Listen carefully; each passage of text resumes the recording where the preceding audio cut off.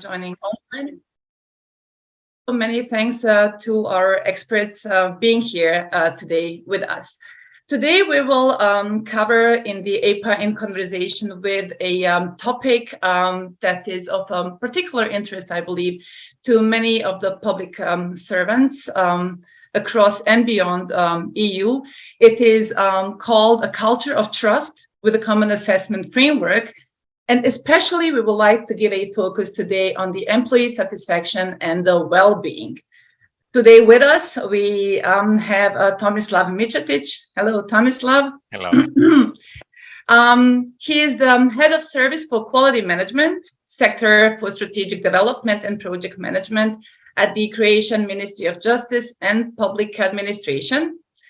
And Jan Hinrik Maja Zaling, Professor of Political Science at the University of Nottingham with a PhD from the London School of Economics. Thank you so much for joining today's session and for being ready to share your valuable insights with us and the audience. Thank you. Thank you. Thank you. To you, dear audience, please feel free to engage with us via the chat. Comment, ask questions, give your views on the topic. And as we approach to the end of the session, we kept some time to reflect on the ideas and the comments and the questions. And for sure, there will be also other possibilities and opportunities to pick up the findings. Now, if you allow me, both, let's kick off with the session by asking the first question to you, Jan.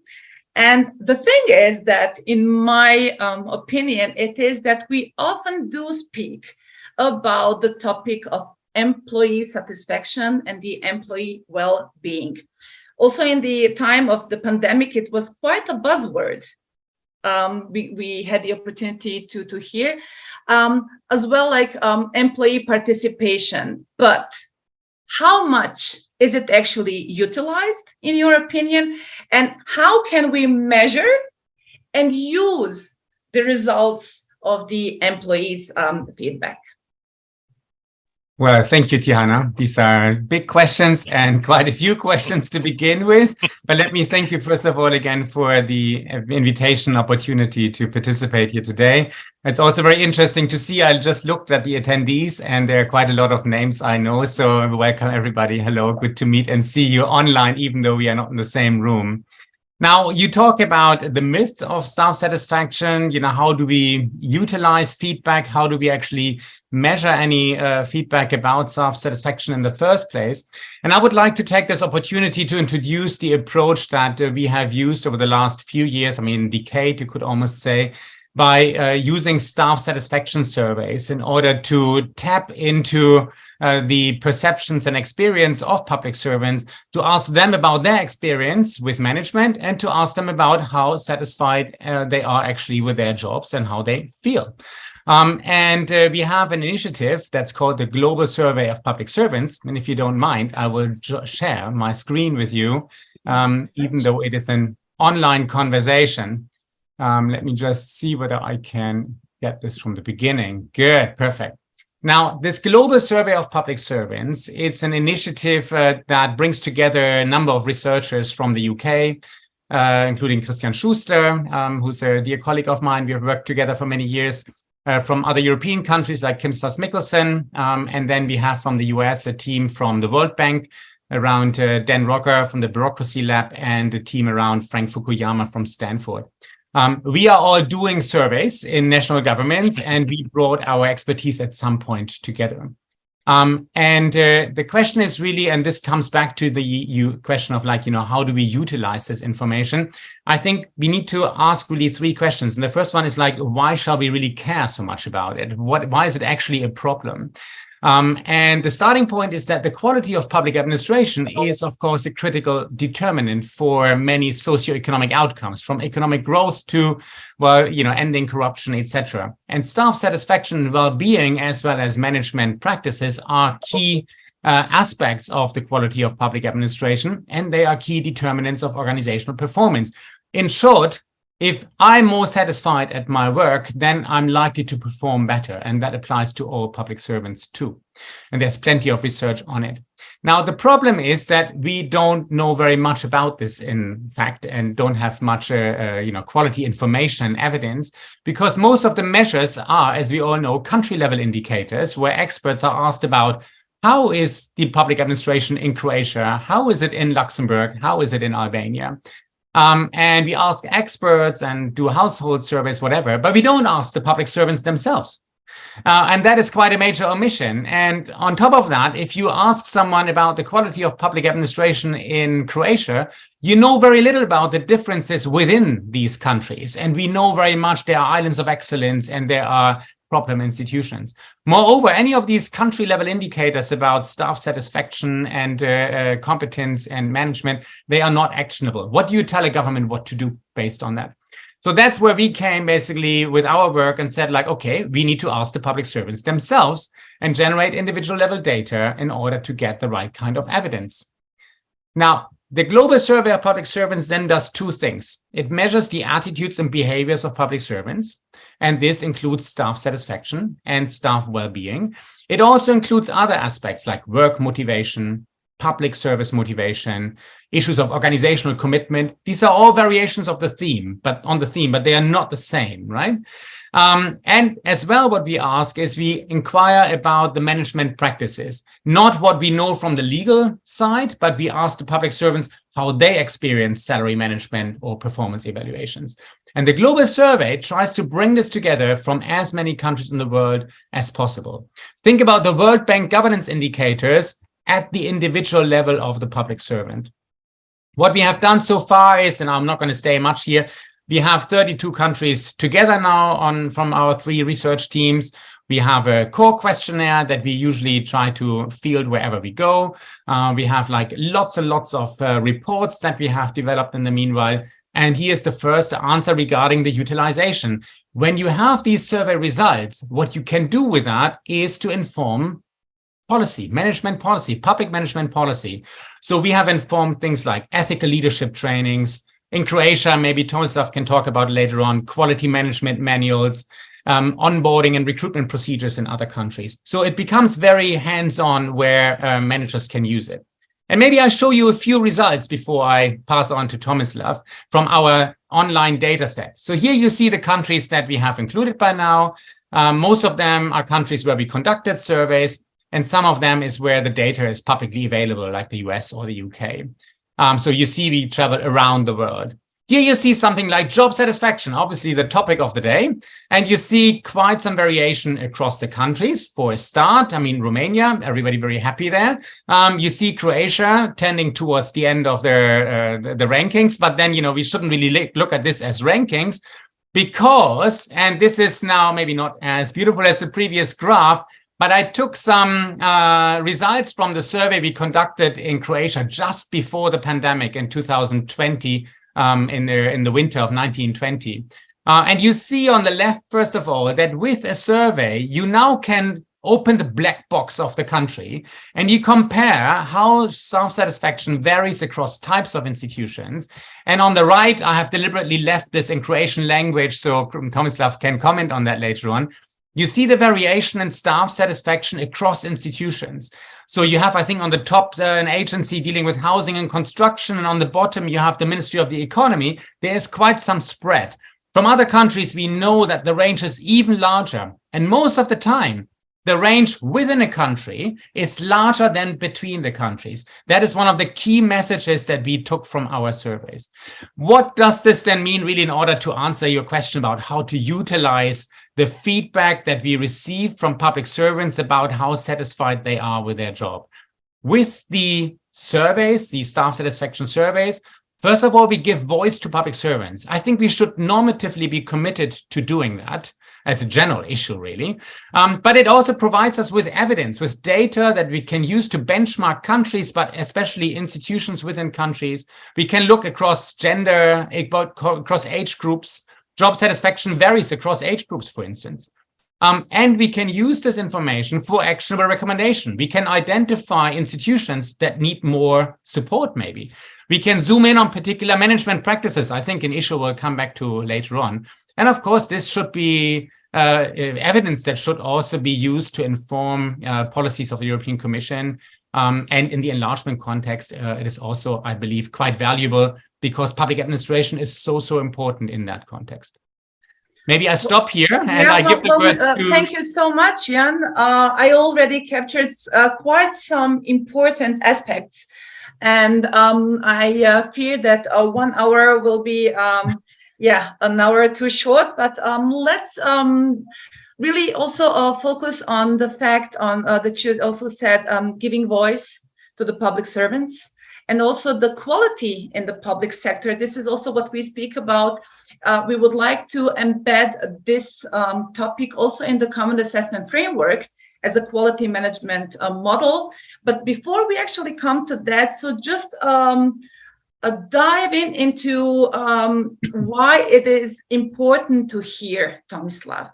Why is it important to analyze?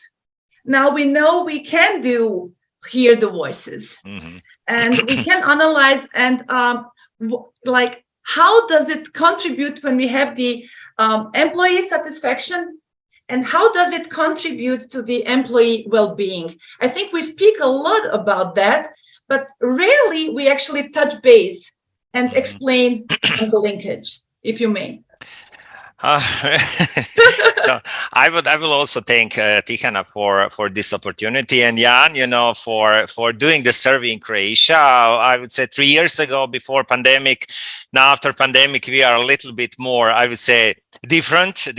But it was visible that, I would say, in 2020, but even before, that this staff satisfaction and well-being is somehow put under carpet. I would say it's in the corridors. There are rumors, but not, I would say, that what we see, but it's now changing in Croatia, that the human resources management units, and I would say human resources management policy, should go beyond, I would say, regular processes of selection, then performance, all other, human resources processes and issues that are covering, but they are mostly, I would say, paper-based. What I think it's important, and after, over 22 years of experience, I ran small teams. I was Secretary General, and then as Secretary General, actually, then I was, somehow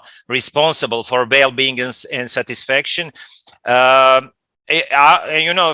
nice years, and now people are still approaching to me and said that, when I was Secretary General, it was, I really, put more emphasis on the staff well-being in terms of, these small things, everyday things, Of course, you must take care about all these things regular, but then, of course, I would say put more trust on the people in terms of, I would say, how when they will go to the, I would say, the holiday leave, this, so that the first manager is then deciding with them, but taking care about continuity, and all, I would say, then more training, to the people.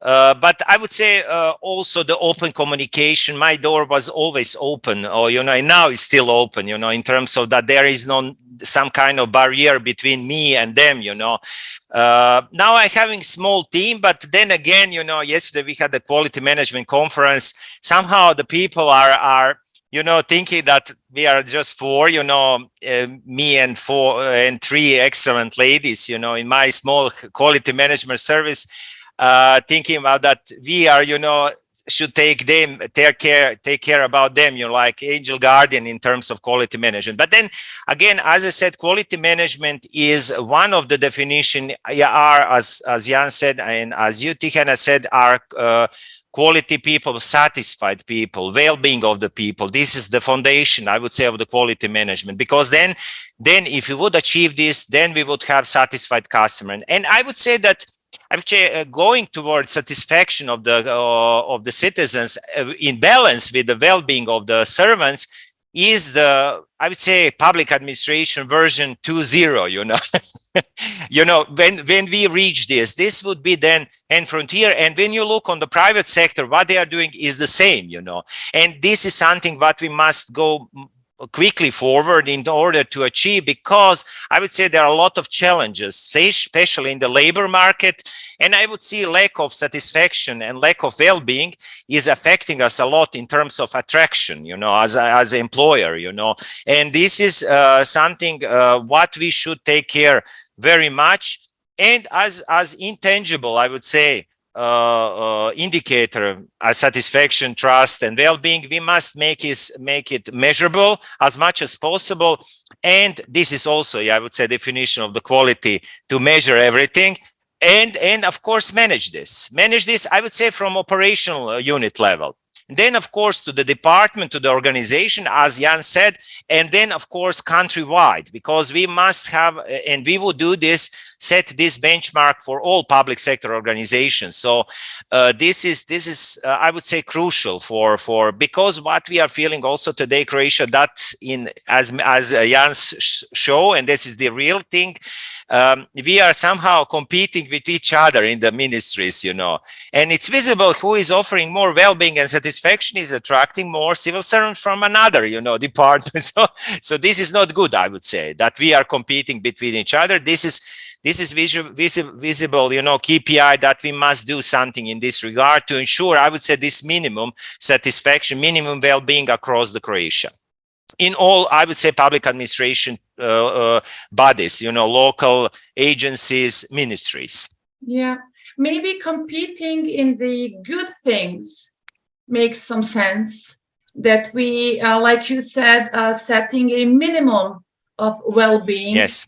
Setting a minimum of knowing what are the expectations of the employees. What is it that our employees, our public servants need, so that we can set a baseline at least, and then even often offer more. Because it's not a secret that nowadays the public sector needs to look to ways and opportunities to have the talented people first coming to the public sector, and then also secondly staying there. Yes. That the retention is quite on a stable level. Well, thank you so much for that. In preparation for this EIPA conversation with and for this topic, the EIPA marketing department, and thank you so much, dear colleagues, for doing so, published a poll on the European Institute for Public Administration LinkedIn account. And we asked the following question. In your opinion, what is the primary driver of employee well-being in the workplace? A, an inclusive company culture. This was rated to 12%. We had in total something less than 90 responses. B, adequate work-life balance. That was 51%, so quite a hit. Health resources, you wouldn't believe, 2% after the pandemic. And positive working relationships, 35%. The positive working relationships and the adequate work-life balance, they were very close, like competing also there. What is the I would say, like, the more important aspect. Now, I would love to hear from both of you, actually, what is the primary driver, the primary force of the employee well-being and the employee satisfaction, with a sub-question, if you allow me. It is who takes the lead in initializing the surveys as a first step, and taking care of the well-being. And here I would just like, before you think also of the questions, it is that I would like to mention also the common assessment framework and the criteria, especially one where we have the leadership and leading by example, and 3, the people, meaning actually the employees, where we always have to assess the satisfaction and the well-being, and then also in the criteria chapter and the results chapter. So would love to hear from you, Jan, if you may start, if I may ask. Thank you. So that I may start. So very good. Thank you for the introduction, which was very interesting about your online poll, right? So it already, I think, draws attention to issues about positive working relations, yeah, work-life balance, right? And it means already that there's a lot about how the organization is managed internally, and how that affects and drives staff satisfaction and well-being. Yeah, and I think if you don't mind, I was actually share once more. I've got a bit of information here, so this brings me back to this page here, or not. So where are we here? Come on.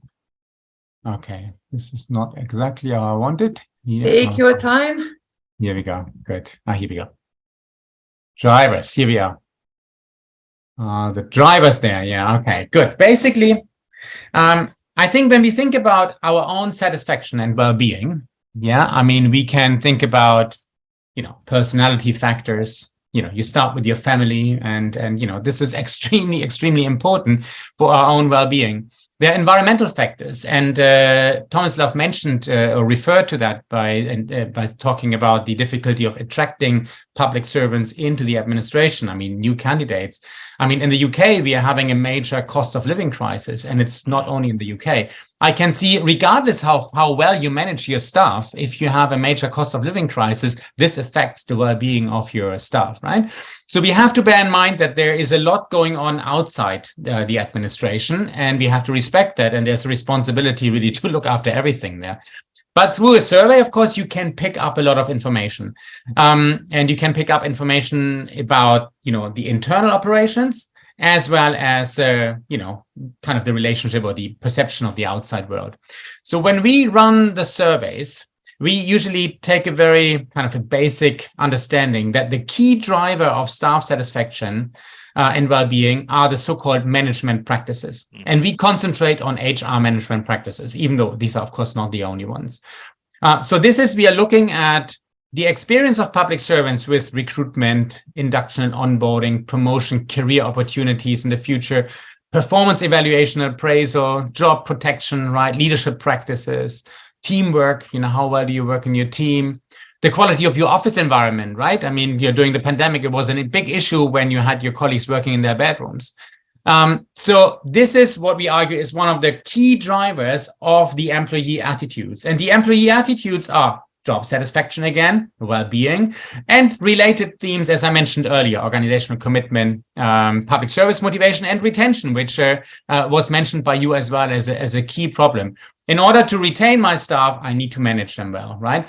So we have a very clear relationship here. And what we find from the research is that the quality of the management is a major driver of staff satisfaction, yeah, and well-being.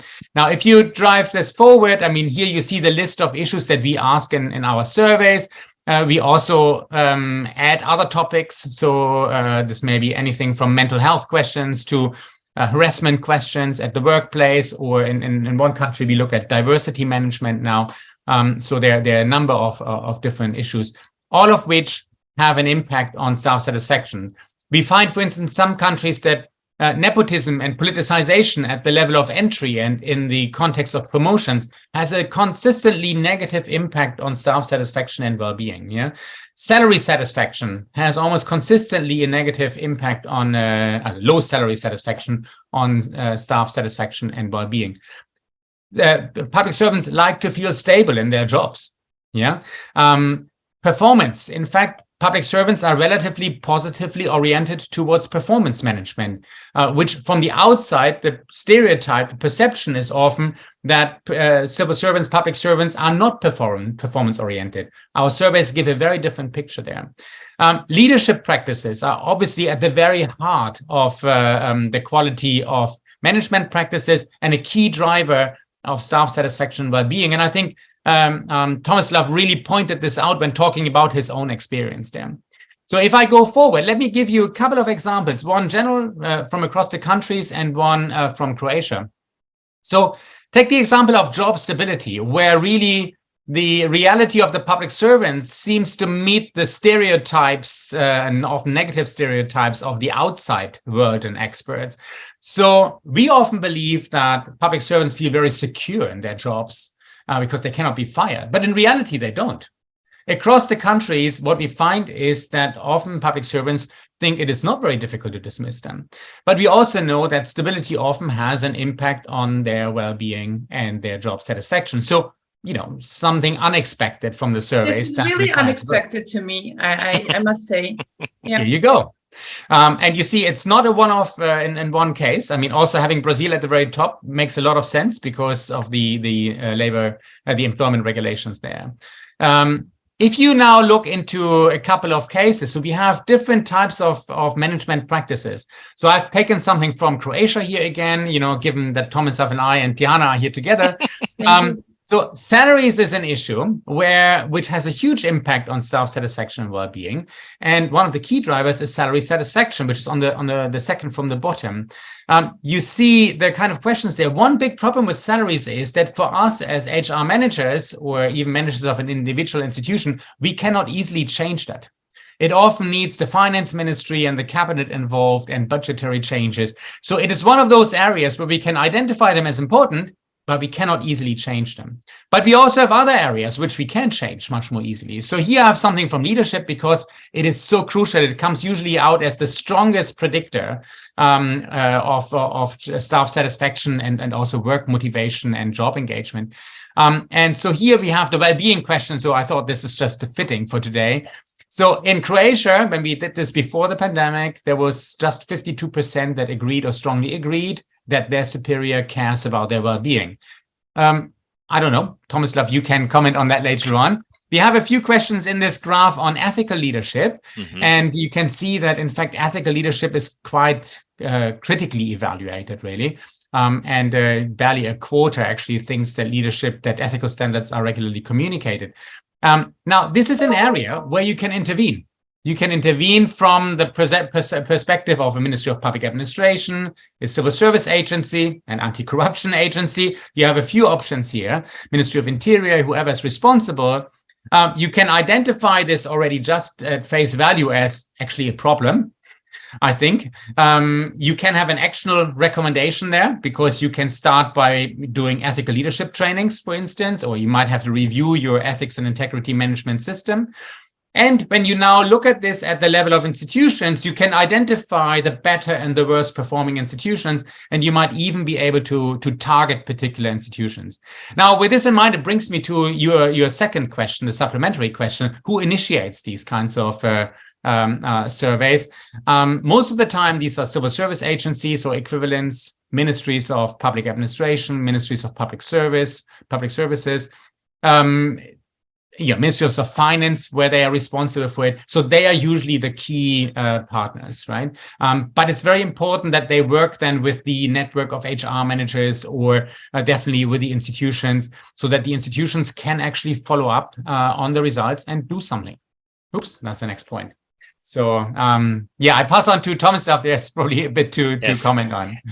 Yes, thank you, Jan. Actually, you answered on my question. Practically speaking, what let's say my conclusion after 22 years of work is that for sure I would say what is primary driver of satisfaction is, of course, a civil servant himself herself, in terms of, I would say, clear expectation, and also knowing, let's say, rights and responsibilities of the civil servants. I mean, this is the key, and this is where everything starts. I would say that we don't have this possibility that and I was in Paris, one OECD. I mean, we don't have this, I would say, opportunity that each civil servant or each somebody having angel guardian, watching over them. So I would say that everything starts. Then I would say what Jan actually now mentioned is the primary, this first line management, I would say that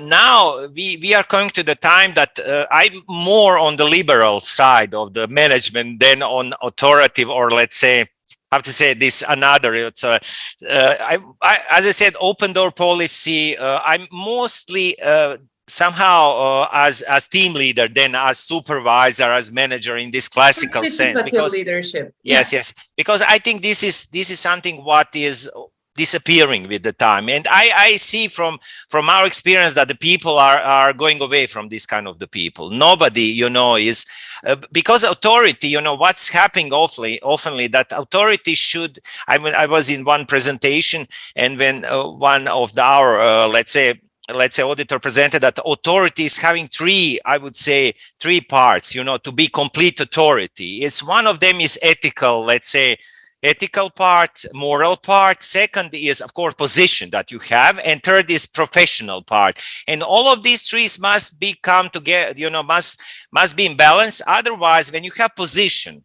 only, positional authority without, you can have it moral, ethical authority, but without professional authority is very, very hard to let's say manage your team, manage your unit. And this is, I think, what is the cause, of let's say what also was the conclusion of our report is lack of investment into management, into leadership. I would say management first of all, leadership is then later on. It's more challenging, to attract, to I would say go towards this directive, but it's possible. Our state school is going, with training in this area, of leadership, because it's very, very wide range of topics that you must. And also what I would say that our line management, this reluctance, or let's say some kind of the, I would say that this culture of that we finished our training with faculty. And this is, I would say, the cause that we are then, then the well-being and satisfaction is missing, because if we are, that was also in OECD training, because I said that the leadership management must set example, must set the tone, must go to the trainings itself, because then it would be, then you will motivate staff, in the way that they are also taking training. I would say that training is the key change driver of that we move forward in terms of well-being and satisfaction. But as I said, that the key trigger are for sure civil servants who must be motivated to train, to I would say invest themselves in their rights, responsibilities, and know what they are willing for sure. And then first line management, who is then, I would say leading them, I would say organizing, managing in day to day, because I would say that HR units in terms of percentage of I would say influence on the HR practices is, I take few percentages.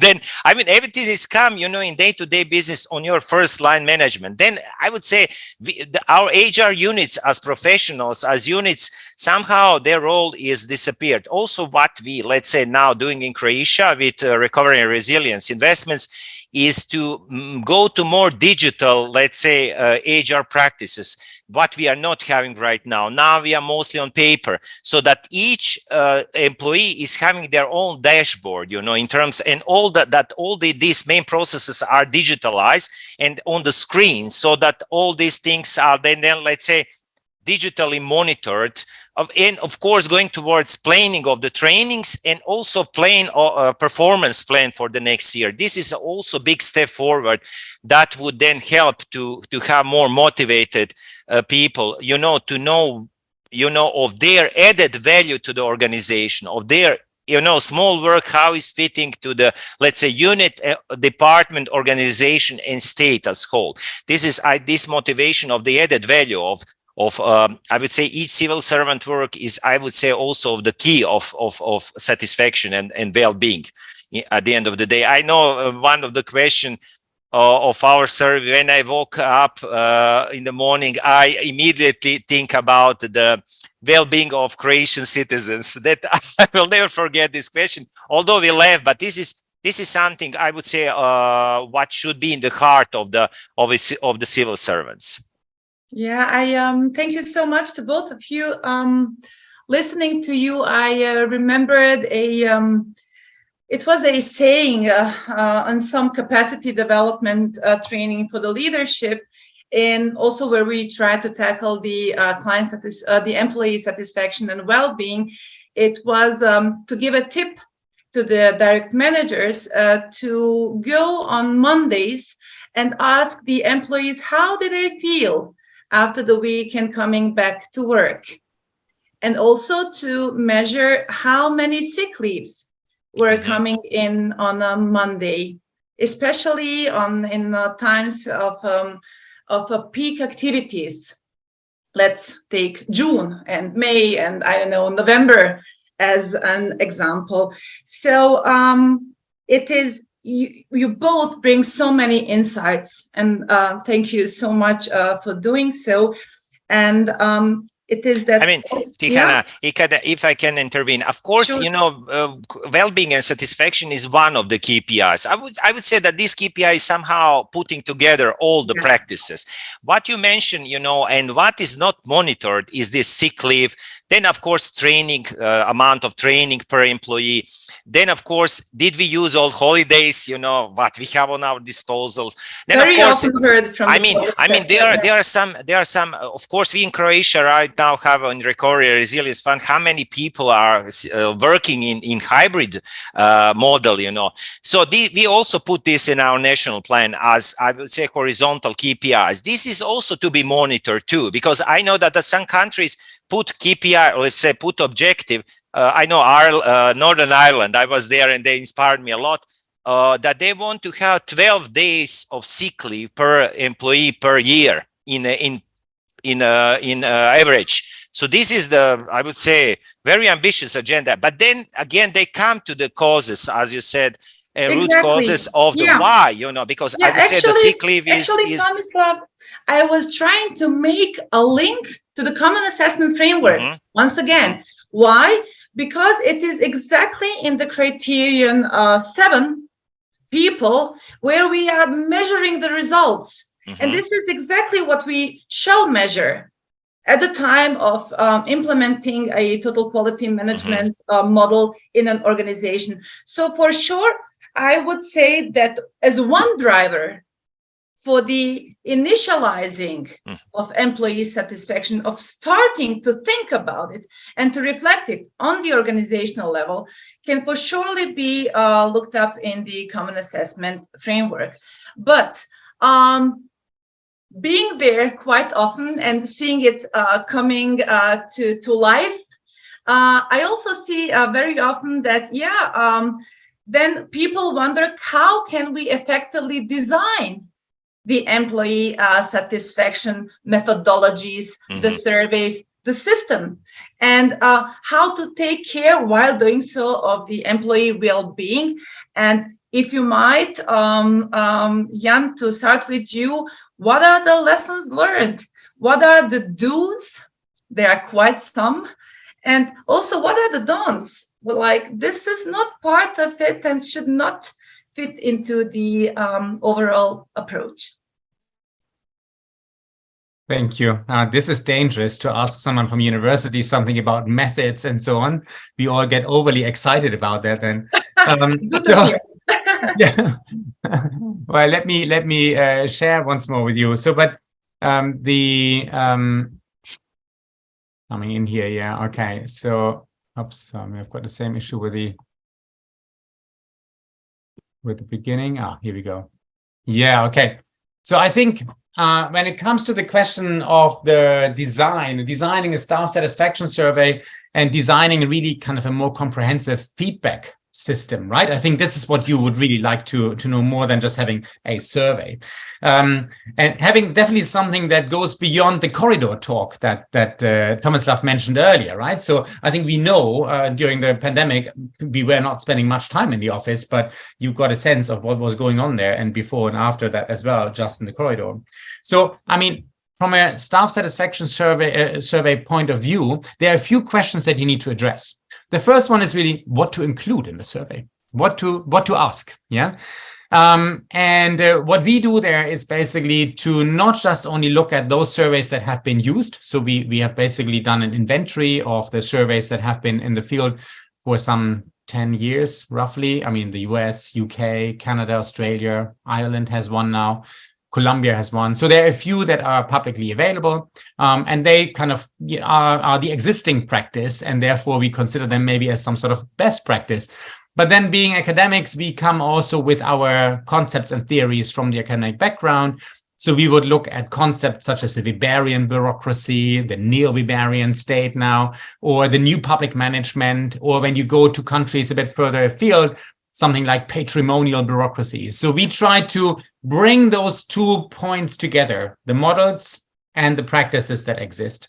If you, oops, yeah. So, I mean, I cannot go into this now in great detail, but it gives you a sense of the kind of inventory that we conducted. So when you look at the existing surveys, yeah, you see that certain questions and themes are always covered. And they speak to the kind of conversation we have had here for the last half hour. So communication satisfaction, the quality of the leadership, the direct superior, salaries, training, yeah, performance management. These are all issues, work-life balance policies, Tiana, right? Targeting your poll, the online poll, teamwork, health and safety as an issue, physical work conditions. So these are all issues that are usually asked in the surveys and that we would obviously try to cover as well. Here you see all the kind of variations of the theme on staff satisfaction. So satisfaction and well-being is really just one theme, but now we have organizational commitment, engagement, turnover and retention, right? Integrity questions. There's an endless number you can ask. Further down the road, trust, such a big issue. I think listening to Tomislav earlier, the performance, of course, of a unit, mission, clarity and alignment. So these are all issues that are asked. When we look at our surveys, we would also ask them questions about job stability, yeah, or politicization, which are questions that are not really asked in the USA or UK surveys. Yeah, they wouldn't really look at them. So one question is how to actually bring this together into our core module. The second big question is, how do we ask those questions actually? Yeah. And when we say how to ask them, we need to think about the design and the formulation of the question. Often we like to just formulate them just on an ad hoc basis, but there is plenty of research out there in management, psychology, etc. So you can use that one in order to rely on what we say validated items or validated scales. Where that doesn't exist, we have to create it ourselves. So we have done now so many surveys in so many countries that you also experiment with the questions. You look what is more valid than not. We have conducted, usually we always conduct pre-testing interviews. I think the 150 that I have on the slide is really an understatement here. So we always do this when we go into a new country. And on top of that, we just, with each survey, we try to improve the validity of our questions so that ultimately we measure something about leadership. I mean, Tomislav was talking about professional, personal, and ethical authority. There are different scales that capture these aspects of the leadership. This is what we try in the survey in order not just to do something on an ad hoc basis. A bit more about the how then. So we tend to zoom in on the central government bureaucrats, but not only. In some countries, we have done the local government, including Croatia. We have even done the court administration there. You know, in most countries that are represented here on the call, we would do an online survey. When you go to Bangladesh, then an online survey isn't the answer. You need to go in person. It takes more time and becomes much more costly. But in terms of the actual quality of what you get back, we realized we have done some assessments on that. You know, we can be agnostic about it. You know, whether it's survey or online or in person, the results are, you know, very, very similar, unless the response rate just drops too much. Generally, the response rate is much less of a problem than we often thought. You know, even like when it runs at around 20%, you can still work with that very well. And our core questionnaire is about 46 questions, so it doesn't really take very, very long. I think it brings us to this kind of last, more practical side, really. Do you do a survey once? So in Croatia, we did it once. It gave us a snapshot. It was very interesting. Tomislav used it in the ministry and for some of their work. But of course, ideally, you do a repeated survey. Yeah, you do it, if not every year, you do it at least every second year.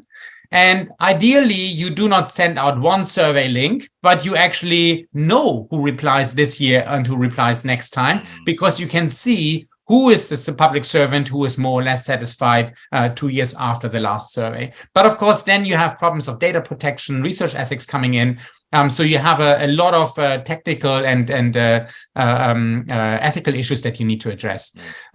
For each survey, you need to adapt it to context, of course, is absolutely essential. And then comes the point of presentation. I'm not sure whether you want to talk about this maybe later on. So I rather pass on to Tomislav for now. So Tomislav, you have. From an operational point, it takes a while to get actually to, this is now the questionnaire that is ready to go into the field. You'll be busy for a few months with that. And for every country, again, you need to make sure you adapt and do your homework before you actually roll out. Because if you have a bad survey, that means it's data that you cannot really use, you cannot trust it, and your public servants get very upset because you have asked them, wasted their time, not given them feedback, and maybe drawn conclusions that are not valid and not useful. And that is the kind of worst case scenario that you can have after conducting such a survey. Yeah, and then for the next time, the motivation is reduced instead of absolutely. So you absolutely need to avoid that by all means. Yes. So Tomislav, your thoughts on yes. So I'm very happy. Yes, I'm very happy, and I think Astrid is with us from Luxembourg, and we are, I would say, proud member of the team actually. That started with OECD Public Employment and Management Working Party. I mean, into do one multi-country, actually 10 countries doing together with OECD as partner in one big project that would start in September on staff survey and well-being, I would say, as part of quality management. So to dig deeper, I would say, and to produce the, I would say, methodology and run it, in the countries that are encompassed in this technical support instrument, actually financed by the European Commission DG Reform. I'm very happy that we go in this area and that we would have, I would say, 10 countries is a majority. And I would say good countries, good examples. We have one, actually we did it twice, but I would say that next year that would be now good opportunity to run it again. I know that Slovenia is also, I don't know if Slovenia is here with us, but they are also very interested. But what I want to say, and what is our, let's say, our end objective is to run, let's say, of course, the running on staff satisfaction well-being survey on the national level is interesting. But what we want to achieve is, as Tihana said, on common assessment, on total quality management level, that each organization is running on their own, rhythm and purposes, and of course for their demands. Actually, this is the end objective. We should not, I would say again, play the angel guardian of each organization. We in Croatia, in public administration bodies, I would say local, central, and public agencies, I would say on the national level, it's 700. You can imagine, just to reach one of civil servant from this organization is challenging, But what we want to achieve is that this staff well-being is then, I would say, KPI of each of these line management. So that this is, I would say, everyday practice. So I would say end frontier and practice and objective is that we don't need staff satisfaction survey. That this is, I would say, something what is normal, regular, that we behave as people, at the end of the day, But I would say that then again, we must have some kind of the security, or let's say some kind of instrument to check that this is not, that this minimum is achieved across the public administration. And I would say that's why this survey and this methodology is important, that is run, as I said, on organization level, then encompassed with the quality management, what we are, let's say, trying to do in Croatia, and then of course run from the Ministry of Public Administration to check out if this is really, I would say, to have really evidence. Now, as I said, when we put together, this investment into practice to see if there is change happening, at the end of the day, if this investment brought added value to the human resources, let's say, to the well-being, to the satisfaction. I think that's why the staff satisfaction is important, to have this snapshot, and that if you do some changes, that you can see if this is really happening. I would say that what Jan mentioned, But this is again, the challenging point, of anonymity in self-satisfaction survey. And that this is, I would say, as you said, that we have the same civil servant, every 2 years. This is something what is still challenging, this is what we are lacking on the trust, I would say, on everyday level. But this is also something what we should go about, what we should, let's say, think about, that this, let's say, satisfaction survey is not anonymous. That's something what is end frontier, of human resources practices. Can I add a point there? Yes. Yeah. Okay. So I think this was very important what you said at the end, Tomislav. So I think ideally, of course, we can conduct the survey, and we can get a snapshot of the situation, right? It's like a status quo assessment, initial status quo assessment. So then we identify that, I don't know, ethics is an issue. Leadership is an issue. And we start with our interventions, and, the Ministry of Public Administration has a busy agenda. And EIPA comes in and you work on CAF and so on. So now 2 years later, we run the next survey. And of course, ideally, we can pick up in the survey that there has been some kind of change, positive change, right? In the way management is run, practiced, and also in the employee attitudes. But now there's a problem of doing this actually, let's say, well. Because if I have 50%, a response rate of 50% on my first snapshot and 50% in the second round, in the worst case, the two samples don't match, right? So I've got different people actually evaluating what happened in the 2 What would be the match? moment. Yeah. Well, I mean, if you have not everybody responding, so you have maybe different people responding the second time. So the thing is, therefore, that in order to use, ideally, you can use the survey on a regular basis, and you can eventually, we are talking here maybe in 5 or 10 years, you can connect the survey to your HRMIS system. So you might have your personnel management system that is fully digitalized, which I think, these are issues that are happening already. And the survey is connected to that. So then you can run, a comprehensive survey in year one. And then subsequently you can come in, 1 year later, you do another comprehensive survey, or 2 years later, but you might also then just only focus on particular themes subsequently, because you can always link it back to the initial survey, right?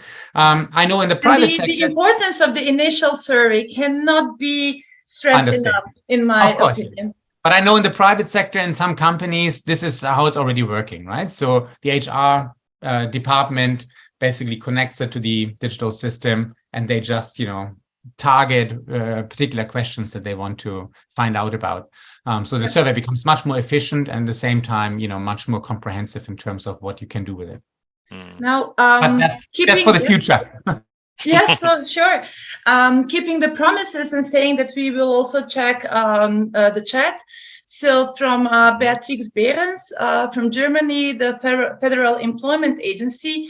Behrens, thank you for posing the question. How about measuring employee engagement in this context? Would someone like to? Yeah, I can say something about it. Thank you. It's similar to job satisfaction, you could say, or well-being. There is a number of different batteries of questions out there that have been validated. And so you would ask questions about, I feel inspired by my job, like what Tomislav mentioned earlier. I'm happy to go to work in the morning. I can think about it afterward. So I feel enthusiastic about my job. These are the kind of questions that are part of the so-called engagement scale. Yeah, and this is something that... I may be not getting the question for 100% correctly, but let me give you, let me try. Now, I understand employee engagement, like, am I asked how my workplace is being designed, how the strategy is going to be designed first, implemented later, reviewed as well. So this, Beatrix, maybe this is what you thought. So is this possible to be measured? Yes, of course, as well. Yeah. So, Astrid is in the among the attendees. So we actually prepared like a few questions on that subject. So there is research on employee involvement. Yeah.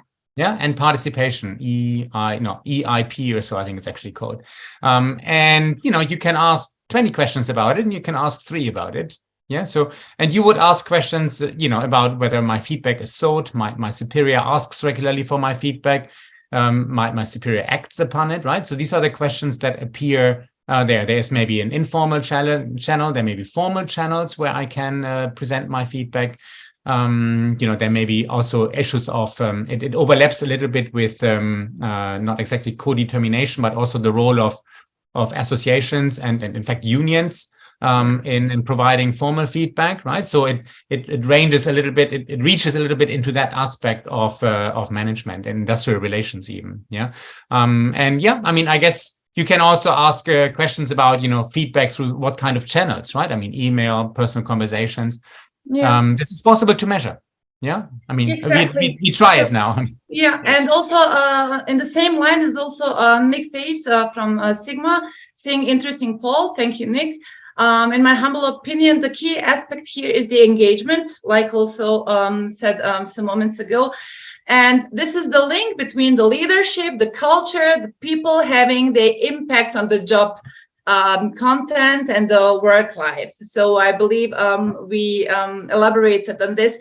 And still, when doing the common assessment framework and the self-assessment from the employees, from the organization, it is quite often seen that people do want to be engaged more, and that the voices are there, and that they actually know what is to be done. Do you agree, Tomislav, or Yes, would you have yes. something to add? Yes, what we are now thinking, because our small service is also, I would say, designated for administrative reduction for the citizens. It's a little bit new agenda. I mean, we are now, as business, is standard cost methodology. Now we are applying this to the citizens, life events.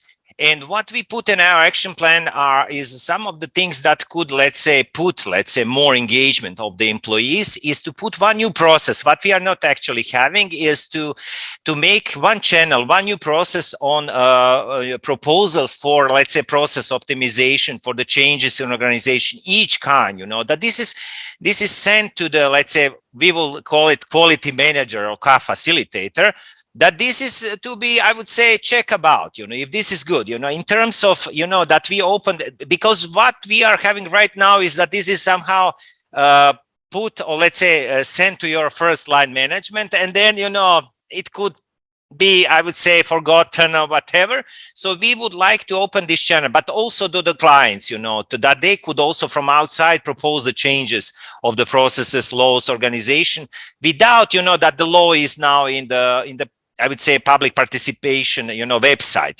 This is something what could then, I would say, make this change management happen. What we are now having, problem is of the change, resistance, in terms of, because I would say the public administration is suffering a lot from this sick leave, from this sick, that this is that we don't like change at all, and as I see, as a cause of this, we don't have process who will then push the change, from the beginning, Now I lost Tihana.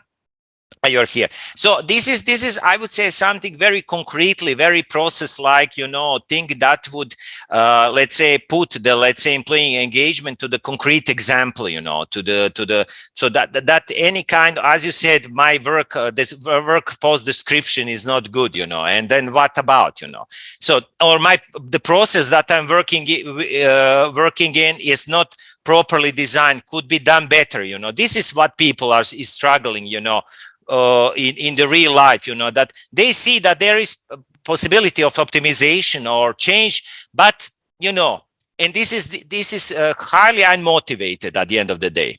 Yeah, and sometimes I have the feeling that the solutions are very easy, yes, and simple, and sometimes also a click away. But again, it is to engage and to hear and to be able to hear to different perspectives and different voices. Now, to come back also again. Yes? I would like to answer Beatrice's second question. Thank you. Mhm. Thank Yeah, you. if I may, because I know time is up. Otherwise, you'll probably wrap up before I do so. So basically, of course, Beatrix, you're absolutely right about that. Job satisfaction and engagement is not necessarily the same. And especially you can be very satisfied and yet be very unmotivated, right? And not work very hard. So you find those kind of things, they do correlate, but maybe not very highly. Or things like public service motivation. You can want to work hard, but might not be motivated to serve the public, right? So, there are often variations on the theme in terms of these are all attitudes of how we want the good public servant to look like. Yeah. But they do not, sometimes we are in a situation where we have satisfied, motivated public servants, but for instance, they lack ethical awareness. So then what? Then we have the survey, we can identify, there's a problem of ethical awareness, and we can target our intervention to increase that. And we come back to Tomislav's point about training.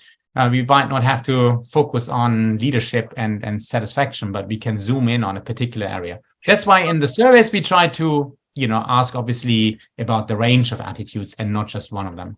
Yeah, I hope that answers the question. I fully agree. I would say the culture of training, continuous learning is also I would say, path to the quality and customer satisfaction. This is also what we are lacking a lot. I feel especially in Croatia, after several years of pre-accession, then accession, a lot of projects run. Now we are feeling lack of our national budget for the training. We are still feeling that the training is for free on the road, to be found. This is something I would say continuous training in all the wide teams is important, that, and this is I would say then I would say motivating a lot of and letting them feel more secure in what they are doing. I would say that the training is also the key on all levels, as I said, not only I would say staff, but also line management, especially in leadership practices. Thank you so much. I see that our administrator has shared learning more about the topic on employee satisfaction. So please, if you're interested, join also the session which is shared in the chat. I believe I could talk with the two of you for some more hours, and I hope we soon have the opportunity to do so. Listening to you, I think that the way forward can be quite simple. Again, it is that we need to first, to put it very blunt, raise awareness that it is still, it is an effort, but still we can learn so much from that. We can benefit on organizational, on country level quite enormously. And nobody knows better an organization than the employee herself. Mm-hmm. And this is where our core value lies. And therefore, many thanks. If you would like to conclude with a word or two, please feel free. So, Tomislav? Yes, I as I said, the issue, when we are doing something, I think we put together, is why we are, doing for sure the satisfaction and well-being, and we answer a lot. I think what we could target, is for sure, as I said, bring this national level and not competing between each other institution in the public administration, so that this minimum is achieved. Second, I would say key point what we mentioned a lot is I would say what we could have answers is on where we are lacking on the training, on more awareness, on more, I would say, information, and of course, I would say this is very important KPI for this. So and I would say that at the end of the day, there was one question, the customer satisfaction. For sure, I mean, satisfied civil servant would then, I would say, achieve satisfied customer. And when we bring all together, this is the quality, satisfied civil servant, regular, satisfied in terms of in the processes that he's working, serving citizens, and then at the end of the day, satisfied customer. This is I would say definition of the quality. You said but so, we are the balance. Yes, this is the balance. I mean, this must be balanced. Otherwise, and I didn't mention that we also propose, and these two projects on civil servant satisfaction and citizen satisfaction is going in parallel in next 2 years in September running. So I'm very happy that we would have balanced approach, you know, in terms of treating to the results. Yes, having these both methodologies, I would say, and then, you know, in balanced way, tackling down and looking what's behind the lines and answering on this on, as I said, multi-country level. That's also what we would have, benchmarking, bench learning, you know. So this is, I would say, this is crucial part, I would say, of quality, I would say, in public administration. I think this is the answer. Otherwise, we will not achieve the quality. Thank you. Thank you so much, Tomislav.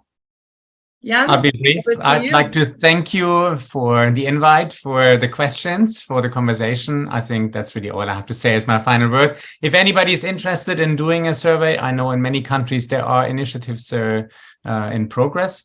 You know, if you want to discuss anything or so, please always feel very welcome to drop me an email. Thank you, Jan. I think at the beginning of the session, our administrator shared already the links to your websites. So many thanks, and I can only recommend in reaching out to you. And also on organizational level, can highly recommend to give an attempt or two to introduce the culture of quality thinking, also quality thinking in terms of employee satisfaction and well-being. We do consider the Common Assessment Framework as a model that enables you to do so and beyond. And thank you so much for being with us, and looking forward to seeing you when the occasion allows. All the best. Ciao. Thank you. Bye. Thank you. Thank you.